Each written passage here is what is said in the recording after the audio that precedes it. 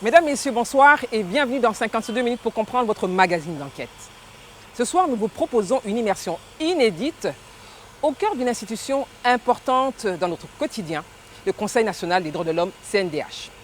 Cette institution a pour mission la protection, la promotion et la défense des droits de l'homme. Depuis quelques années, la Côte d'Ivoire a fait des efforts dans ce domaine, avec à la clé sa réélection au sein du Conseil des droits de l'homme des Nations Unies, au titre du groupe Afrique de l'Ouest, et ce pour un mandat de 3 ans. Cependant, des ONG nationales et internationales interpellent ou indexent la Côte d'Ivoire pour des supposées violations des droits humains. Alors, comment fonctionne le Conseil national des droits de l'homme? Est-il véritablement indépendant? Quel rôle joue-t-il auprès de l'État? À qui s'adresse-t-il réellement? Comment gère-t-il les différents cas de violation des droits de l'homme et pour quels résultats? Les populations connaissent-elles leurs droits et leurs devoirs? 52 minutes pour comprendre le fonctionnement du Conseil national des droits de l'homme, un reportage réalisé par les équipes de Soprod.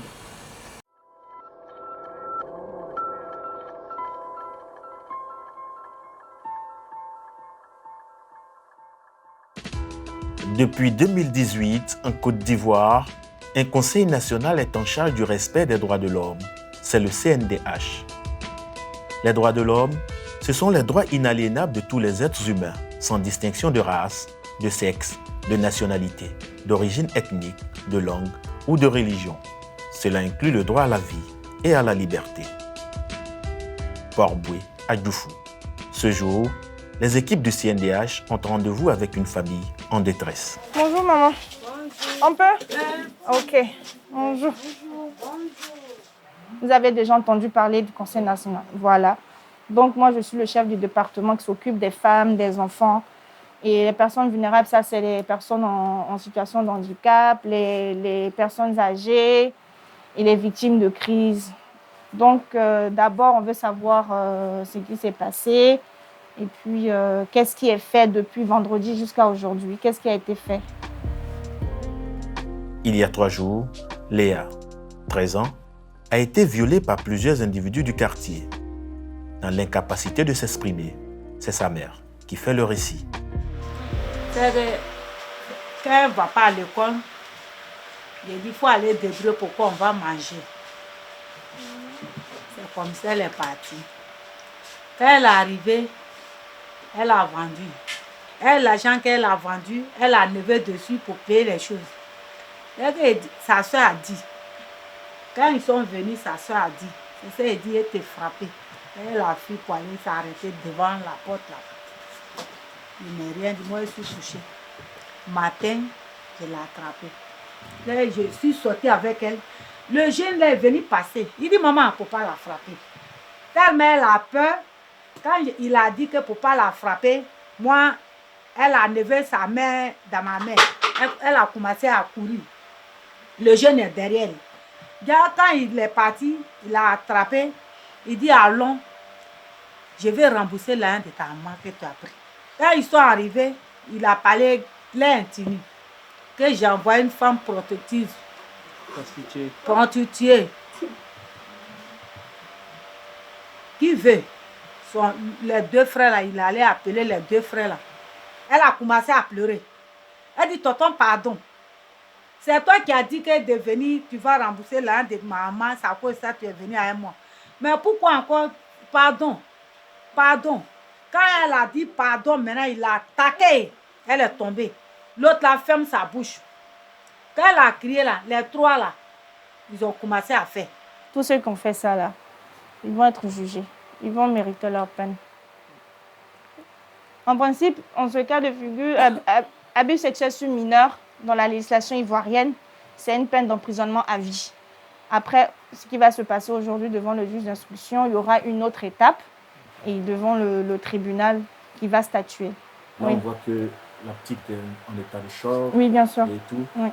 Un appui psychologique. Est-ce que vous apportez un appui pour qu'elle puisse être prise en charge médicalement, psychologiquement? Parce qu'elle a besoin de soutien dans cet cas. Bien sûr, on réfère les plaignants et les plaignantes auprès des organisations compétentes. Nous, on n'apporte pas d'appui psychologique, un appui social.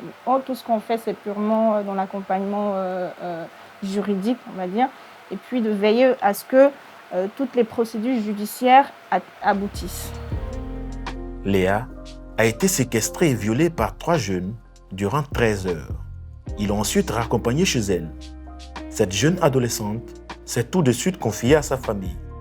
Ses bourreaux ont été immédiatement interpellés par la police.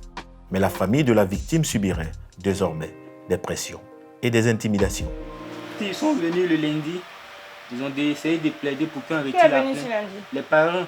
Ils sont venus à la maison ici. Oui, à la maison ici pendant plus de 2 jours ou bien 3 jours. Ils défilaient ici. Ce sont des frères ou ce sont des amis? Bon, C'est les frères. Ce sont des frères. Oui, oui. Non, leurs parents sont venus ici. Ils sont venus ici. Ils demandaient pardon de retirer la plainte. On dit non, c'est une acte qui est très grave qu'on ne peut pas.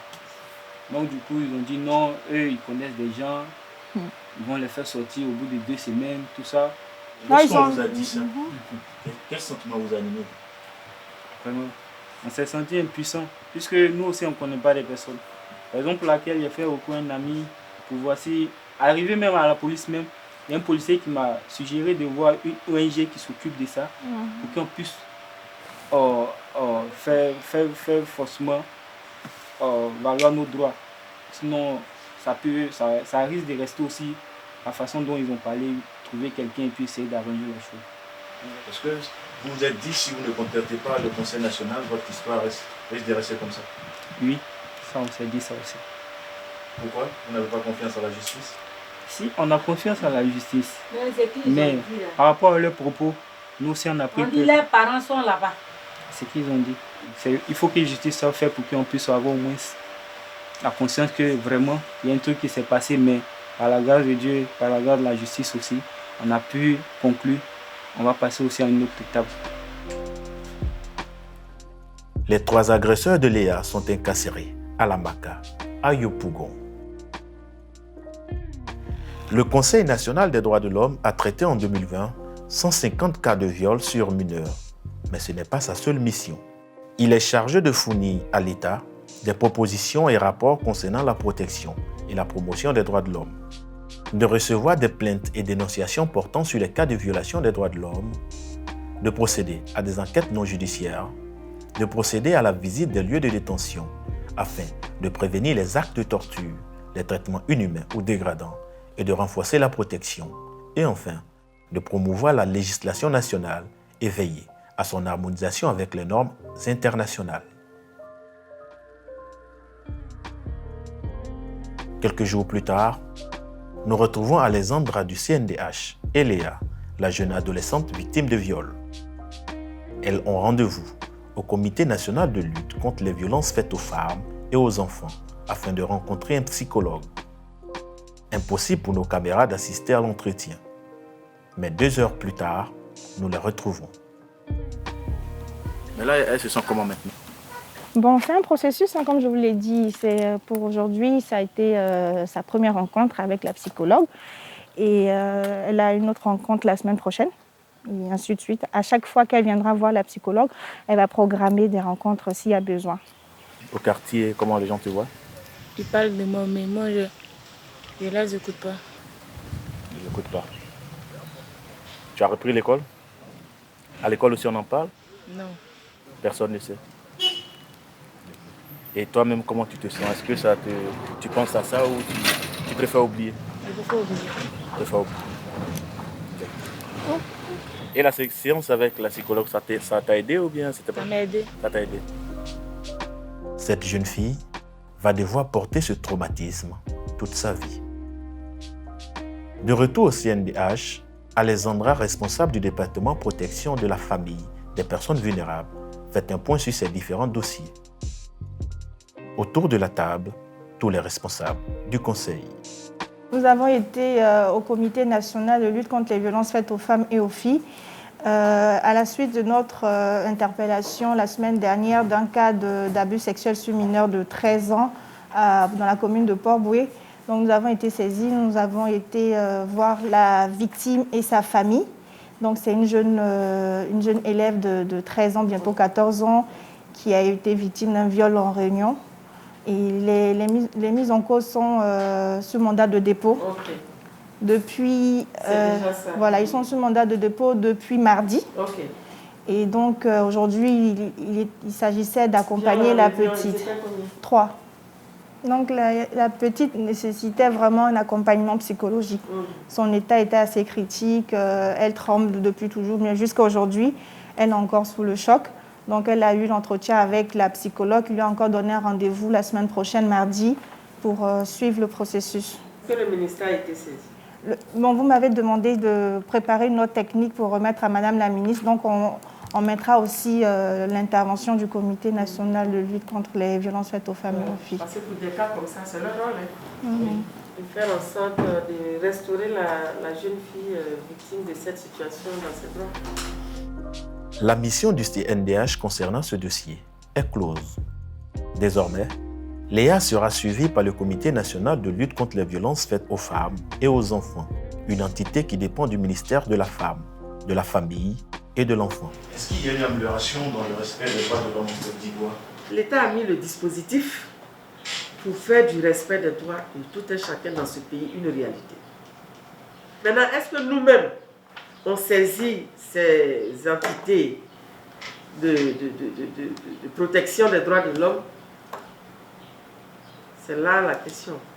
À quel moment on peut considérer que j'ai été victime soit d'une infraction de droit commun ou bien c'est mon droit humanitaire qui est violé?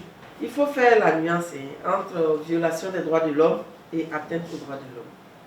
Violation des droits de l'homme, vous savez que le rôle régalien de l'État, c'est les 3 verbes.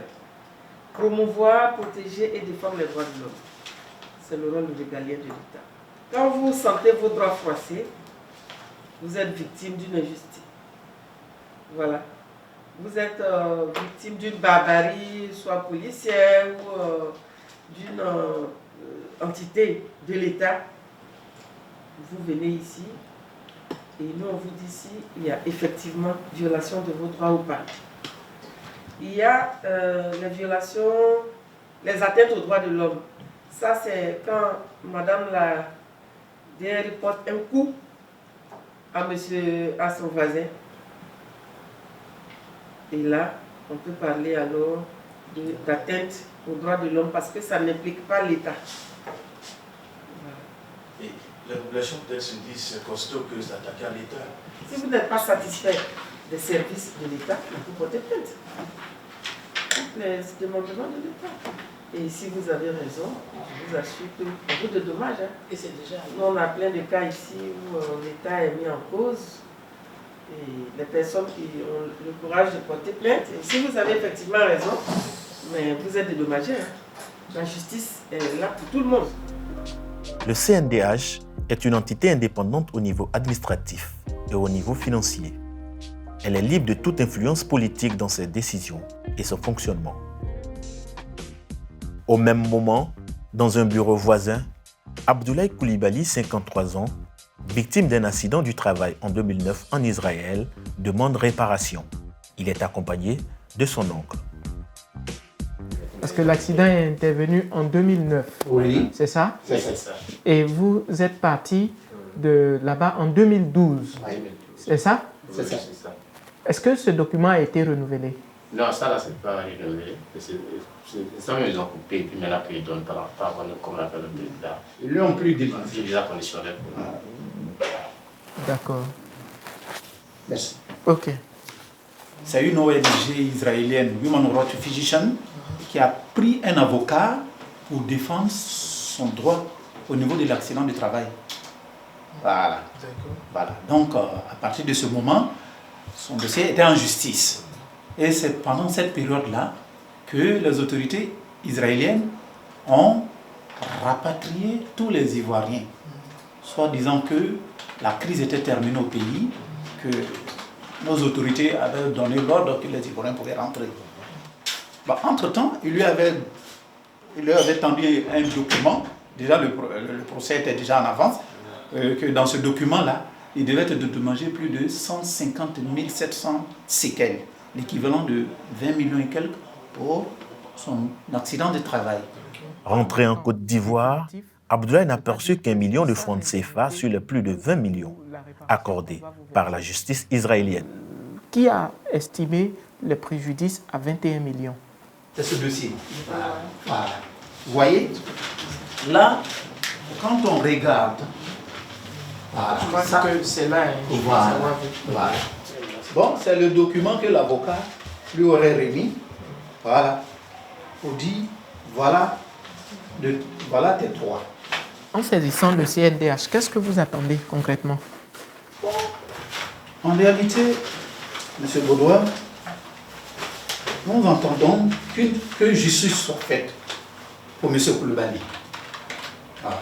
Puisque, bien qu'il est un immigré, il a un droit. Il a travaillé. Il a été victime de travail. Le CNDH est une institution nationale membre d'une alliance mondiale des droits de l'homme. Il entretient donc des liens avec les pays du monde entier et facilite grandement la clarification ou l'avancement des problématiques des citoyens ivoiriens, même à l'étranger. Bon, est-ce que nous sommes dans un cas de violation des droits de l'homme? Pour le moment, nous ne pouvons pas le dire.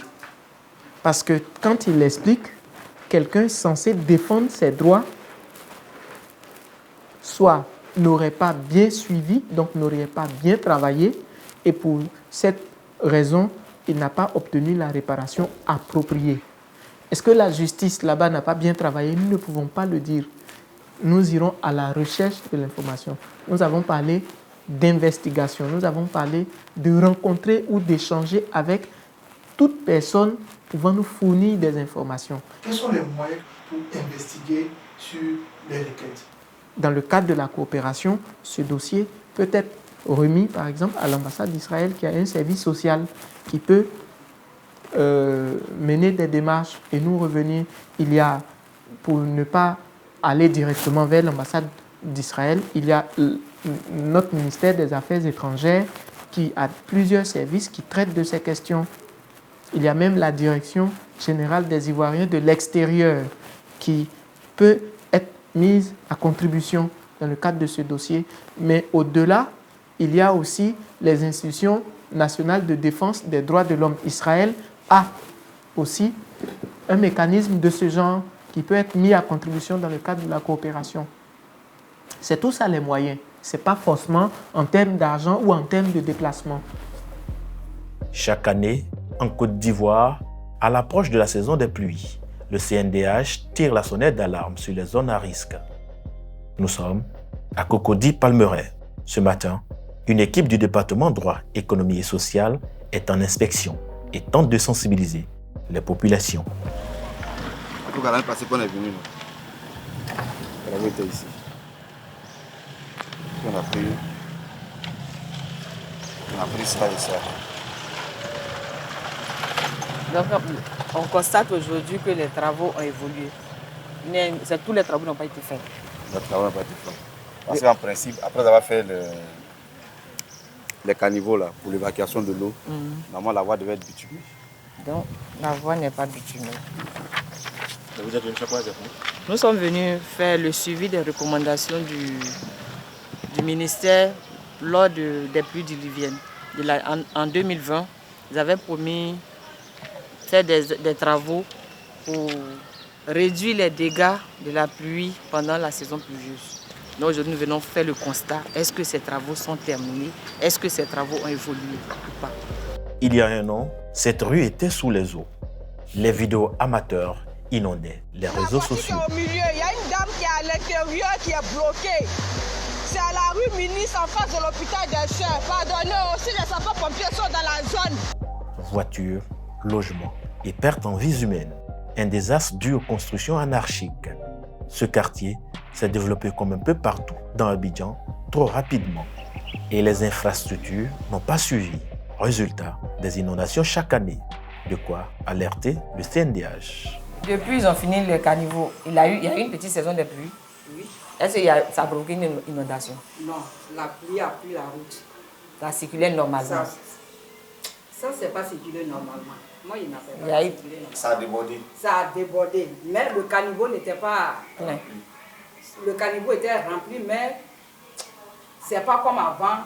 Quand il pleut et puis le caniveau vomit l'eau et ça prend les maisons. Mais là, ça a pris la route. Donc les voitures ne pouvaient pas passer. Donc en principe, c'est les années précédentes, quand il pleut, le caniveau est rempli, c'est l'eau qui déborde du caniveau qui rentre dans la maison. Ce qui est sûr, d'ici le 15, je vais faire monter mes affaires. D'ici le 15 mai? D'ici le 15 mai. On doit faire monter tout. Ah, d'ici le 15 mai, vous allez faire monter tout? Voilà, parce que la pluie déborde à partir du 15 mai.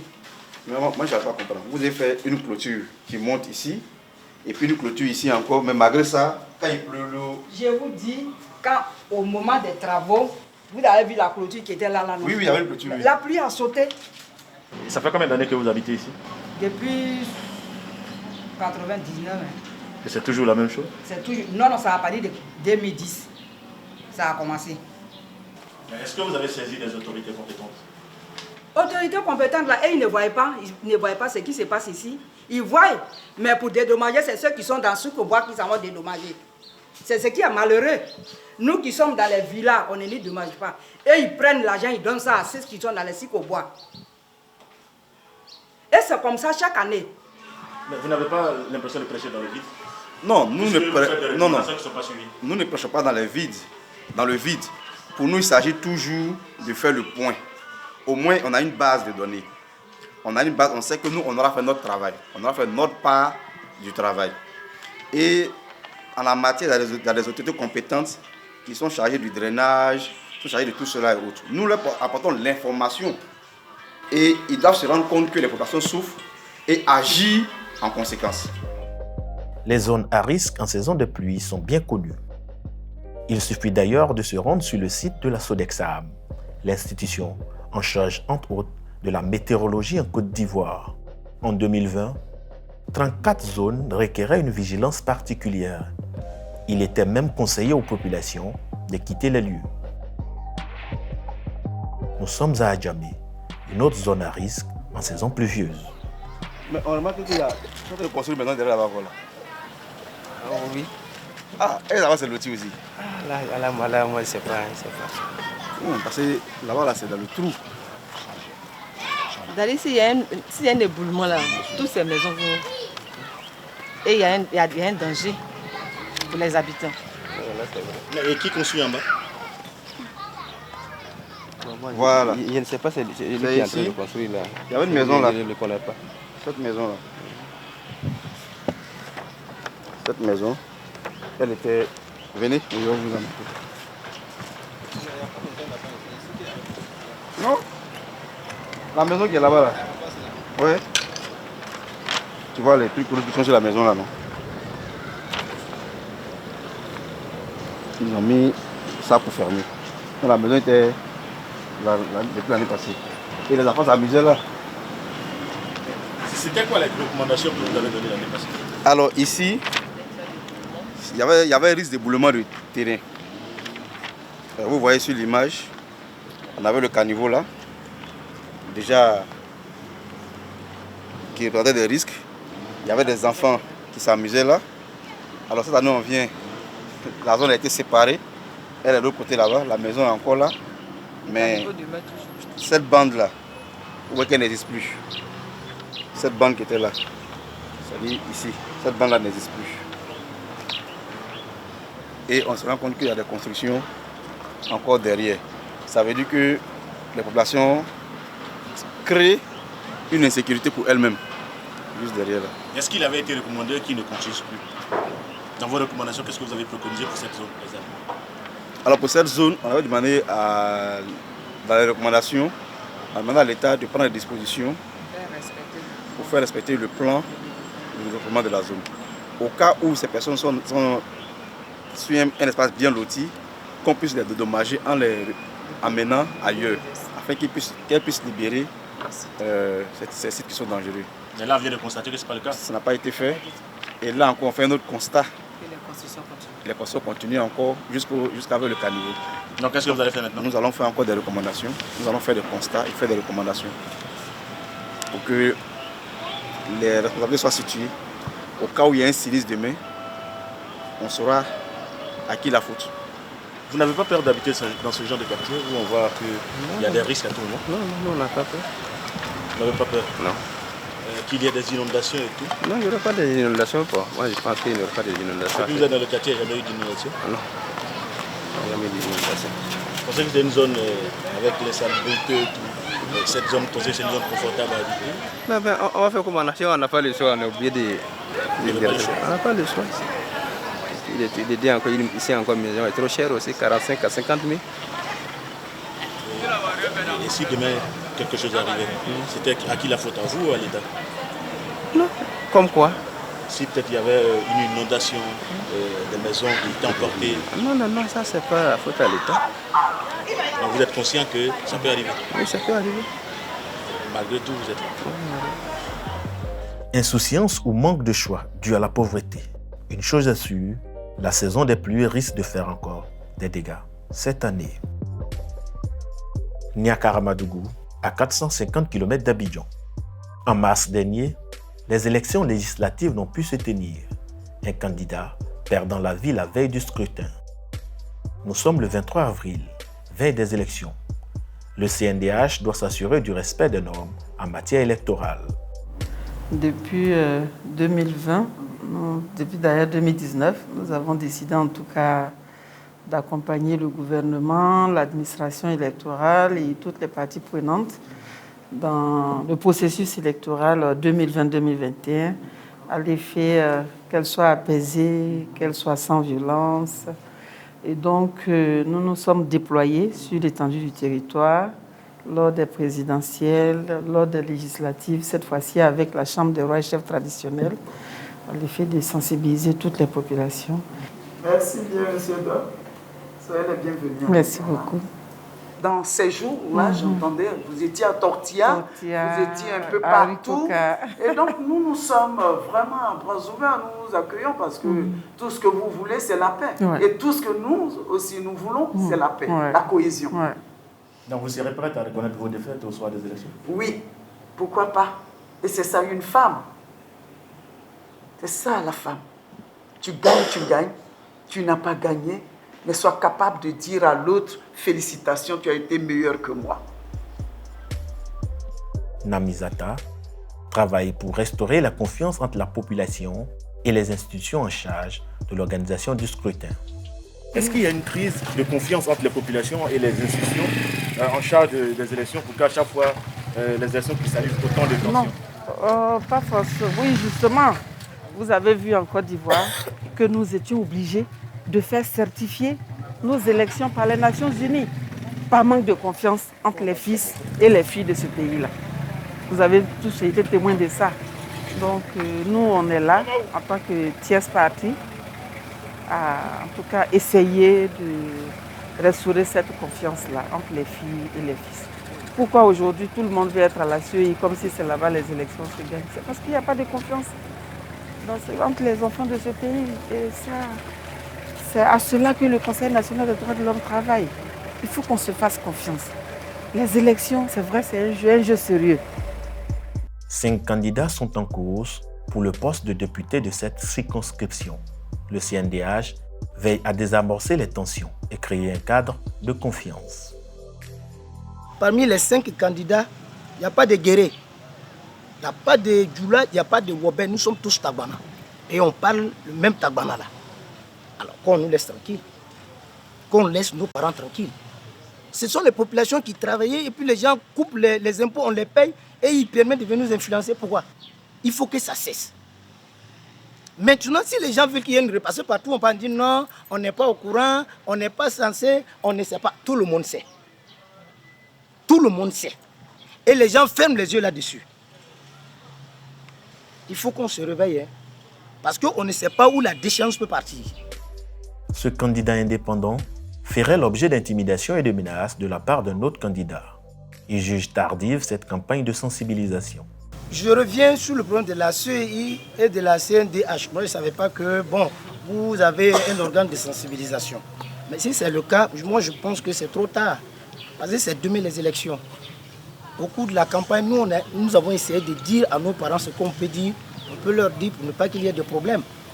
Mais s'il y avait un agent du CNDH dans les différentes délégations, dans les différents états-majors, ça allait être intéressant. Ou quand on arrive, avant de prendre la parole, On dit, bon, lui là, c'est un agent de temps, voilà ce qu'il fait dans le gouvernement. Et quand il parle, ça donne encore une autre connotation à la chose. Mais pourquoi vous n'avez pas saisi le CNDH plutôt? Mais je ne savais pas que le CNDH existait pour ça. C'est maintenant que je sais. Donc vous n'avez aucune connaissance de ces prérogatives? Non, non, non. Je le dis franchement, je ne sais pas. Je n'ai aucune prérogative. Donc ça veut dire que vous devez communiquer. Là, il y a un candidat qui dit clairement qu'il ne savait même pas quelles sont vos prérogatives. Non, il connaît l'institution, peut-être pas dans les détails, les prérogatives, non, sinon. Il connaît l'institution, mais pas voilà. C'est déjà ça. Aujourd'hui, il connaît un peu plus en profondeur la chose, l'institution. Mais là, il vient d'énoncer un chapelet de problèmes qui pourraient surgir. Est-ce que vous allez anticiper ou attendre après? Non, non, bien sûr, c'est pour cette raison que nous sommes là. Nous avons bien noté ce qu'il vient de dire. Je vais avoir tout à l'heure un entretien avec lui et puis des actions vont suivre. Vous êtes sur la défensive donc? Non, je trouve que mon attitude est normale. Au moins, j'ai trouvé quelqu'un qui est dans le droit de l'homme. Donc, je peux vomir tout. Ouais. C'est l'occasion. Si madame va nous quitter ici, là, je vais me plaindre. Au moins, le monde entier aura compris que dans le droit de l'homme est venu, je me suis vidé. Il faut qu'elle prenne conscience que ce n'est pas facile. Peut-être que vous êtes passé ailleurs, les gens ont essayé de caresser les choses, ils n'ont pas eu le courage de le dire. Mais moi, je le dis. Je le dis, je déplore cela. Écouter, raisonner et être diplomate pour apaiser les esprits. Le CNDH se veut garant de la stabilité durant les élections. Et quelles sont les difficultés que vous rencontrez généralement? Comme toute chose, c'est le manque de ressources. Le monsieur l'a dit tout à l'heure, il a compris que les populations ont besoin d'informations. On a besoin de moyens pour nous déployer auprès des populations, pour leur donner les bonnes informations sur tous les sujets qui concernent leurs droits. Le fait que vous soyez une structure de l'État, est-ce que ça vous laisse le temps d'être vraiment indépendant? Mais bien sûr que nous sommes indépendants. Bien sûr. Cela est consacré dans la loi qui nous habilite. Et l'exécutif n'interfère pas dans notre fonctionnement. À titre d'illustration, la loi nous demande de produire un rapport annuel sur l'état des droits de l'homme qui est présenté au président de la République, à l'Assemblée et au Sénat.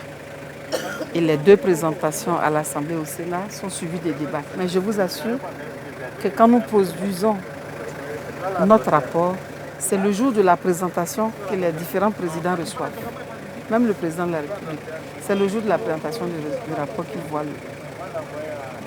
Donc, on n'interfère pas dans notre fonctionnement. Selon vous, qu'est-ce qu'il faut faire? Parce que quand on parle des droits de l'homme, c'est une question épineuse et les populations ont tendance à réagir en disant est-ce que ça existe le droit de l'homme en Côte d'Ivoire? Les droits de l'homme existent bel et bien. Les droits de l'homme. Aujourd'hui, nous avons quitté Abidjan pour venir à Katiola, la liberté de circuler. C'est un droit fondamental. Demain, les citoyens iront au vote. C'est un droit. Les droits de l'homme existent bel et bien en Côte d'Ivoire. Et les protecteurs aussi. Les institutions sont créées, n'est-ce pas, pour que le dispositif mis en place pour protéger les droits de l'homme fasse leur travail, notamment le Conseil national des droits de l'homme.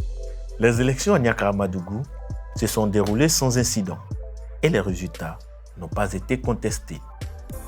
Retour à Abidjan. Nous sommes à la maison d'arrêt et de correction d'Abidjan, la MACA. 7700 détenus, hommes et femmes, vivent dans cette prison bâtie sur une superficie de plus de 14 hectares.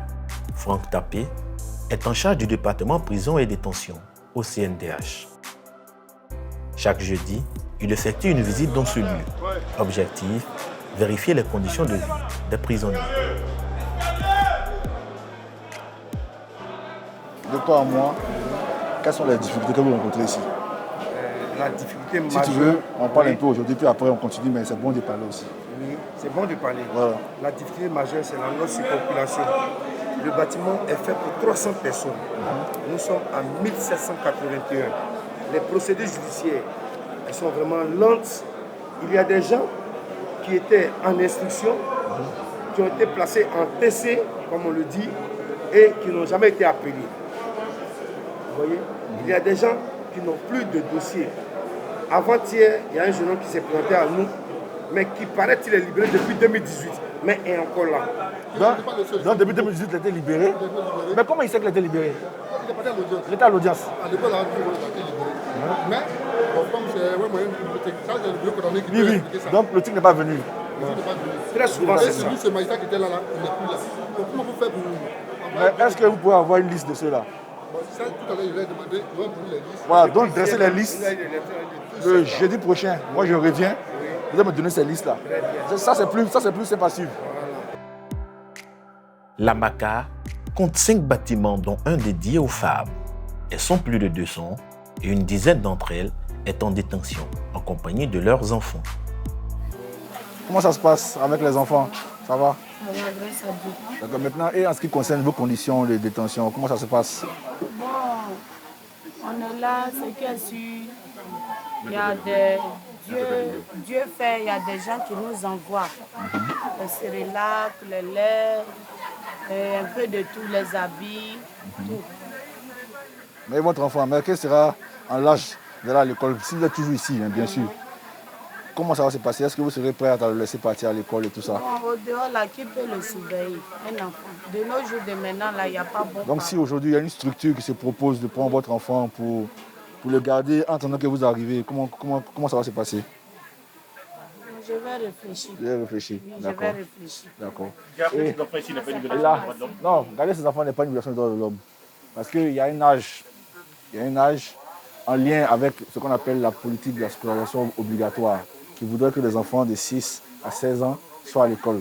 Donc quand cet âge arrive, normalement, il y a des structures de remplacement qui devraient prendre ces enfants-là pour pouvoir continuer toute cette procédure-là. Donc, à la réalité, c'est les idées reçues de penser que être en détention et puis avoir un enfant, c'est une violation. Non, ce n'est pas une violation, c'est prévu. Maintenant, là où il faut chercher à comprendre le fond de la chose, c'est qu'est-ce qui fait la structure de remplacement après. Là, vous avez vu, je lui ai demandé simplement si je me propose de prendre son enfant pour le mettre dans une structure qui pourra s'occuper de lui avant qu'elle n'arrive, qu'elle finisse sa peine. Elle a dit qu'elle allait réfléchir. Nous profitons de cette visite à la MACA pour demander à rencontrer l'un des présumés violeurs de la jeune Léa, agressée durant 13 heures dans le quartier de Port-Bouilly. Nous l'appellerons Michel. Il a 18 ans. Et Franck va l'interroger sur ses conditions d'incarcération. Tu es arrivé ici le 20, tu n'as pas rencontré de juge. On ne t'a pas encore appelé au parquet. Et tu es là. D'accord. Et ici, tu es dans quel bâtiment? Ici, bâtiment A. Bâtiment A. Ceux avec qui tu es venu ici, tu les vois? Oui, les vois. Ils sont sans huile. Donc, comment ça se passe dans la cellule où tu es? Là-bas, il y a un jeune homme qui est trouvé là-bas le premier jour. Il me frappe même. Voilà ça. Et puis ça. Je suis allé là-bas. Tu es arrivé, mais tu t'as frappé le premier jour? Ouais, le premier jour, je suis venu. Il m'emmène dans le labo. Il a commencé à me frapper. Il dit qu'il n'est pas souffre. Ici, là-bas, il n'est pas souffre. Pourquoi? Donc, dès que tu arrives à il t'a frappé en même temps? Ici, il m'a mis dans il m'a mis dans le truc, voilà, douche. Il y a un petit truc, on dit, c'est quoi? J'ai oublié le nom de ça. C'est dans le labo. Il m'a mis dans le labo. On est beaucoup dedans. Il n'est pas souffre, il pleure. Il dit pourquoi il pleure. Il dit il n'est pas souffre, pardon, il faut me laisser. Demain, il a appelé mes parents, bien prendre le numéro de mes parents, t'as causé avec eux. Il dit non, s'il veut, il n'est qu'à mourir ici. Pourquoi vous ne cherchez pas à savoir sa version des faits? Sa version des faits? Alors, parce que notre mandat, en ce qui concerne le département prison de détention, n'est pas de porter un jugement au fond de l'affaire. Nous nous occupons de la procédure, de la forme. Est-ce que c'est garanti? Est-ce que les garanties judiciaires en tant que personne détenue sont respectées? Le reste, il appartiendra à l'appareil judiciaire, notamment un juge d'instruction qu'il a déjà rencontré, de situer sa responsabilité, que celle-ci soit avérée ou pas. Donc nous, dans notre mode de travail, en accord avec notre mandat, nous n'allons pas au fond des affaires. Nous avons insisté pour demander à ce jeune homme sa version des faits. Et d'après lui, il n'a rien fait. Et ici, qui était au travail, il vient, voilà nos coups, voilà le coup de la petite fille. Il vient mettre la veine, elle a tapé sa fille là comme ça. Et je sais même taille, elle est grande de taille plus que moi-même, elle est en forme aussi. Elle a tapé la petite fille. Il dit, moi, ta fille, elle a fait quoi? Elle dit, non, ma fille, elle a volé mon argent. Il dit, ton argent, elle a volé, c'est combien? Elle dit, non, voilà la petite fille, il faut la demander. Moi, j'ai demandé à la petite fille, ah, toi, tu as volé combien de ta maman? Elle dit, non, il a volé 2000 francs. Il dit, c'est 2000 francs, c'est un petit problème. C'est un petit problème. Où moi, il y a mon grand frère là-bas, il me doit 5000 francs. Ah non, il n'y a pas les 5000 francs. Il te donne 2000, il te donne 2500, mais toi tu prends 500, tu manges, tu donnes 2000 à ta maman. On est arrivé devant mon grand frère a annulé l'argent. Elle dit non, la vérité, bon, on dit, c'est 10 000 francs de maman, il a pris. Elle dit non, toi tu es un grand fils, tu es une jolie fille, c'est toi qui prends l'argent de ta maman, tu voles 10 000 francs, c'est pour faire quoi? Elle dit non, l'argent, il a pris ça pour payer une uniforme avec ma camarade, on sortit. Et en fait, tu ne connais pas quelqu'un qui peut me donner l'argent. Et non, en tout cas, moi ici qui étais au village, moi je n'ai pas fait 2 mois. Ici, il y a mes grands frères là-bas. Mais souvent, il y a mes 2 grands frères derrière WAF. Alors, si on peut aller les voir, si les problèmes comme ça, si elle a parlé, on est arrivé chez mes gars, elle dit d'accord, on va aller. On est arrivé derrière WAF, à 7h30. On est arrivé chez mon premier grand frère. Il dit, elle a fait perdre 10 000 francs de sa maman. Il dit, mon pays, il ne peut pas te cacher quelque chose. En tout cas, l'argent qui est ici, c'est 25 000 francs. C'est maison de caution. Moi, il ne peut pas donner ça. Elle dit, grand frère, en tout cas, ce qu'il m'a parlé, il a compris. Moi, je vais me laver ici sale. Elle a dit, c'est laver m'a appelé. Elle dit, grand frère, il faut demander à 100 francs ton grand frère. Il va me donner, il m'a rasé. Il y a big lamb. Elle m'a rasé. Elle m'a donné, si elle dit ça à mon grand-frère m'a donné 100 francs. Il s'est allé payer l'ambic. Elle a fini de se raser, elle a fini de se laver. Elle est rentrée. On a sorti de la maison. Elle a commencé à pleurer. Et ton deuxième grand-frère qui j'aime, ah non, on le voit. On est arrivé là-bas. Il m'a donné 3 000 francs pour donner ça à la petite fille. Il a donné ça à la petite fille. Elle a remercié mon grand-frère. Mais dans 17h comme ça, on allait à la maison. Voilà sa maman qui vient avec les 2 garçons, Kaya. Ils sont venus. Moi, il les voit dans la manière, elle est en colère. Elle dit non, et toi, tu as violé ma fille. Et moi, en tout cas, il ne peut pas violer ta fille. Voilà, ta fille, ce n'est pas une petite fille. Il faut la demander. Elle a demandé sa fille. Sa fille dit non. Elle n'a pas me violer, il n'a rien fait là-bas. Elle a commencé à frapper la petite fille. Et la petite fille n'a pas dit la vérité. Et moi, en tout cas, c'est la vérité. Moi, il ne peut pas te cacher quelque chose. C'est toi qui m'as mis au monde. Moi, il ne peut pas te cacher quelque chose. Il n'a rien fait là-bas. Elle a commencé à frapper la petite fille. Tout ça va me t'expliquer sur le juge d'instruction? Non, juge. Ah, juge, il t'a posé une seule question. Est-ce que tu as fait? Voilà. D'accord. Au fait, c'est la première audience. C'est le premier rendez-vous. Pour comprendre d'abord qui tu es, et puis ensuite pour savoir ce qu'on dit. Est-ce que tu reconnais même si tu ne reconnais pas? Voilà. Donc tu as dit que tu ne reconnais pas. Tu prends courage, tu restes sur ta position, si c'est vraiment cette position-là que tu veux rester. Et puis, voilà, et puis c'est sûr qu'ils vont t'extraire pour t'entendre devant le premier cabinet de plateau. Cela peut prendre jusqu'à 8 mois avant de rencontrer un juge d'instruction. En attendant, Michel va rester en détention provisoire. Franck va exiger de son côté de meilleures conditions de détention pour lui. Et peu importe si Michel a commis ou pas le crime. Le rôle du CNDH est de veiller en prison aux bonnes conditions de détention des prisonniers. J'ai pu rencontrer 2 détenus. Et il y a un qui est nouveau quand même, qui est là depuis le 20 avril. Et il m'a rapporté des faits quand même qu'on peut qualifier de violation. Il m'a montré des traces, en tout cas, des traces apparentes de sévices corporels que lui aurait infligé leur chef de cellule. Voilà. Pour non-paiement des frais relatifs à l'entretien. Voilà. Donc je pense que ce ne sont pas des choses qui doivent être quand même tolérées. Voilà. Donc je compte sur vous pour pouvoir faire cesser cette situation-là. Voilà. Voilà. Tout comme fait, je serai là le jeudi prochain, donc je pourrai faire un suivi de cela. Voilà. Voilà. Les droits de l'homme sont des droits inaliénables de tous les êtres humains, sans distinction aucune. Chaque État dans le monde est dans l'obligation d'œuvrer pour son respect. Le CNDH a relevé l'engagement du gouvernement ivoirien à tout mettre en œuvre pour la promotion et le respect des droits de l'homme. Le pays a d'ailleurs été réélu au Conseil des droits de l'homme pour le compte de l'Afrique de l'Ouest pour une durée de 3 ans. Mesdames, Messieurs, ce soir, je me trouve au siège du Conseil national des droits de l'homme, CNDH, et à mes côtés, sa présidente, Madame Namizata Sangaré. Bonsoir, Madame la Présidente. Bonsoir, Madame. Merci de nous recevoir chez vous. C'est moi qui vous remercie. Madame Sangaré, quelle est la situation réelle des droits de l'homme? Vous savez, quand on sait d'où on vient, la situation a énormément progressé. À quel niveau? Les citoyens circulent librement. Les populations vaquent tranquillement à leurs occupations. L'État de Côte d'Ivoire a créé des mécanismes que les populations peuvent saisir quand elles sentent leurs droits froissés, dont le Conseil national des droits de l'homme. Vous avez d'autres mécanismes tels que le médiateur de la République qui intervient. Avec lui. Nous avons une forte interaction avec tous ces mécanismes mis en place par l'État de Côte d'Ivoire avec un seul but, d'améliorer les conditions d'existence de nos populations. Alors, dans l'application, est-ce qu'on peut dire que tout ce dont vous parlez est respecté? La liberté d'expression, la liberté d'aller où on veut, de vaquer à ses occupations.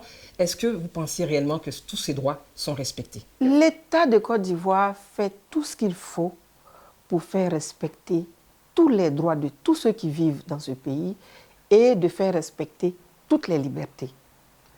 Alors, je vous rappelle que la Côte d'Ivoire est un des rares pays où les droits de l'homme sont abondamment proclamés.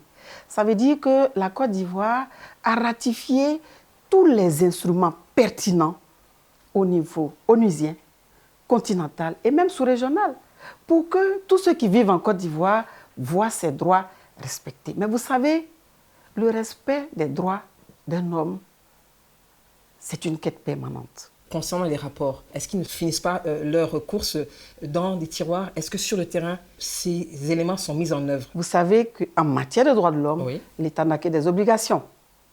L'obligation de promouvoir, oui, l'obligation de protéger, l'obligation de défendre. Et c'est pour ça que nous avons été créés. Et donc, quand un État met en place un mécanisme pour l'aider, pour l'accompagner dans sa mission, évidemment, tout ce que nous faisons comme suggestion, tout est pris en compte. Madame Sangaré, est-ce que le Conseil est consulté avant certains procès en matière de droits de l'homme, évidemment, pour être sûr que les droits de l'homme sont respectés pour ces prisonniers ou ces personnes qui sont inculpées? Vous savez, ce n'est pas dans notre mandat, oui, n'est-ce pas, d'être consulté avant un procès. Mais le Conseil national des droits de l'homme s'invite à la table. C'est-à-dire que nous, peut-être pas forcer, la porte est ouverte, parce oui, qu'un procès équitable, c'est ouvert. Ce que nous faisons, c'est le monitoring de ces procès pour voir si les standards en matière des droits de l'homme sont respectés dans le cadre des procès. Et si ce n'est pas le cas, tout de suite, on fait une note à l'attention de l'autorité judiciaire pour appeler leur attention pour dire voilà ce que nous avons constaté. Alors que cela soit corrigé. Comment vous réagissez face à différentes réactions, interpellations ou indexations de la Côte d'Ivoire en matière de droits de l'homme par des ONG nationales et internationales? Ce qu'il faut comprendre, c'est que les ONG sont des groupes privés, oui, qui se créent et qui fonctionnent avec leurs moyens. Et les organisations internationales ont un accord de siège avec le pays. Il faut noter que toutes ces organisations accompagnent, n'est-ce pas, l'État dans son rôle régalien de promotion et de protection des droits de l'homme. Mais il peut arriver qu'une organisation produise un rapport dont le contenu est jugé peut-être excessif par l'institution en charge des questions de droits de l'homme. Et quand c'est le cas, nous recevons l'organisation pour en savoir davantage et leur partager notre lecture et tout de suite réagir par une note pour édifier, n'est-ce pas, les autorités du pays pour dire voilà, tel rapport a été produit, nous voilà notre lecture. C'est vrai que telle partie, il y a une part de vérité, mais sur ce sujet, nous avons reçu l'organisation. Les choses seront recadrées ou dans un autre rapport. Et donc, c'est notre forme d'interaction parce que ce n'est pas à nous de répondre à la place de l'État. Madame la Présidente, les droits de l'homme incluent le droit à la vie et à la liberté, Alors, quel est votre commentaire ou quelles sont vos réactions lorsque, par exemple, il y a certaines manifestations qui sont interdites et d'autres autorisées, alors que c'est en réalité le même sujet? Nous nous assurons que l'autorité a soit accepté ou refusé, parce qu'une chose est de demander à manifester, une autre chose est que l'autorité compétente accepte ou pas avec des motifs. Mais toujours est-il que... Mais ces motifs peuvent être fallacieux selon l'organisateur. Bon, ça c'est un jugement, mais je dis que le motif peut être par exemple trouble à l'ordre public. Oui. Alors, quand c'est le cas et que l'organisation insiste quand même, nous faisons le monitoring. Oui. Nous déployons des personnes sur les lieux de la manifestation pour voir si la manifestation a lieu et si la répression est proportionnée. Et ça, nous le faisons et après le monitoring, nous produisons un rapport adressé à l'autorité pour... des recommandations? Des recommandations et dit toujours qu'il faut, en tout cas pour nous, adopter une législation pour clarifier cette situation. Madame Sangaré, alors, est-ce que vous organisez des formations avec, par exemple, la police ou d'autres corps qui gèrent ces questions? Chaque année, nous formons un membre ou plusieurs membres des services de la gendarmerie et des services de la police. Vous avez un chiffre à peu près? Oui. Nous formons, par exemple, dans les 4 régions militaires, nous formons des policiers, des gendarmes. Et nous venons de recevoir, la semaine passée, le général des forces armées, nous demandant de former 25 militaires pour la première région sur ces cas auxquels ils sont confrontés. Alors, Mme Sangaré, nous allons parler des prisons. La Macaque, elle est surpeuplée. Plus de 7000 personnes pour 1500 détenus officiellement. Est-ce que c'est normal d'attendre 8 mois ou 1 an ou plus d'1 an pour un prévenu avant qu'il ne rencontre donc un juge? C'est pas normal. L'autorité judiciaire fait ce qu'elle peut. Nous, en tant qu'institution en charge des questions des droits de l'homme, nous ne sommes pas aussi inactives face à ces situations que nous rencontrons très souvent, les cas de détention anormalement prolongée. Nous appelons l'attention des autorités pour leur expliquer que tel cas, il faut soit accélérer l'instruction ou soit la liberté conditionnelle, soit liberté provisoire, surtout avec la crise sanitaire que nous connaissons aujourd'hui. C'est des questions que nous adressons avec l'autorité judiciaire au travers de rencontres périodiques et aussi suite à des visites dans les lieux privatifs de liberté. Il y a quelques semaines, une dizaine de jours, nous avons tous assisté à de la violence. La communauté nigérienne a été attaquée sur la base de fake news et d'incitation à la violence. Officiellement, 1 mort, 39 blessés, des étals cassés, des magasins.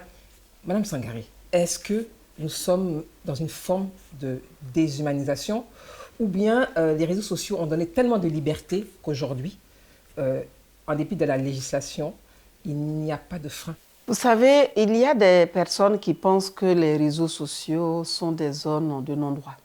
Tout à fait. Et c'est vraiment dommage pour ces personnes. Ce qui est arrivé à nos parents, nos amis et frères nigériens est très déplorable. Nous avons dénoncé ces faits au gouvernement qui s'était déjà saisi de ce dossier. Et comme vous le savez, des personnes ont été interpellées et ces personnes répondront de leurs actes. La jeune dame qui a été à l'origine d'ailleurs de ce fait-là, vous savez qu'elle a écopé d'une peine d'emprisonnement de 5 ans déjà. Donc c'est pour dire que des faits, en tout cas, ne sont pas impunis dans notre pays. La paix, la réconciliation nationale, la cohésion sociale sont toujours des chantiers. Et aujourd'hui, comme hier, certains frères sont rentrés en Côte d'Ivoire, d'autres vont rentrer, certaines sœurs également. Alors, qu'est-ce que vous répondez à ces personnes qui estiment qu'au regard des crises récentes, des crises passées, tout ce qui s'est déroulé comme violence en Côte d'Ivoire s'est passé par perte et profit aujourd'hui? Alors, je pense que le Conseil national des droits de l'homme ne s'inscrit pas dans cette assertion. D'accord.